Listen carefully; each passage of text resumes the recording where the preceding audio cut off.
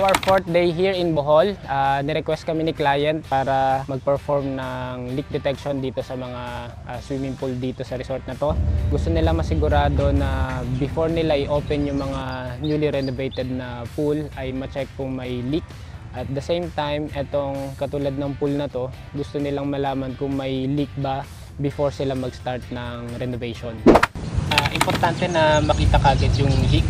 Hindi lang sa water loss na may epekto sa water chemistry, kasi kada magdadagdag ka ng tubig, magbabago yung yung timpla o yung water chemistry, so magko-correct ka na naman, napakagastos sa chemicals. Bukod doon, katulad sa case na to, no, na-identify na nila before na may leak dito sa skimmer. Kung mapapansin niyo, matagal na siyang naka-plug, no. So itong skimmer na to, hindi nila to magamit.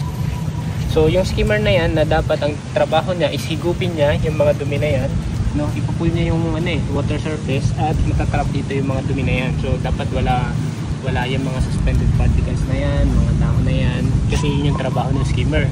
Pero pag may leak katulad nito, pinlag nila, so hindi nagpa-function tong skimmer na to.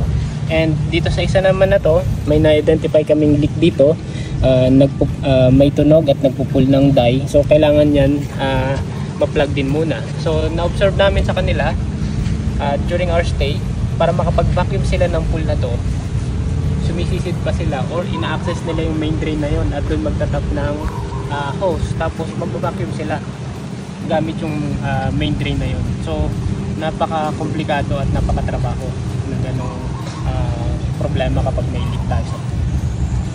Doon naman sa mga minor leak, like halimbawa doon sa gilid ng skimmer, prone din sa leak yan. Tapos sa mga conduit ng ilaw, gumagamit kami ng pool putty.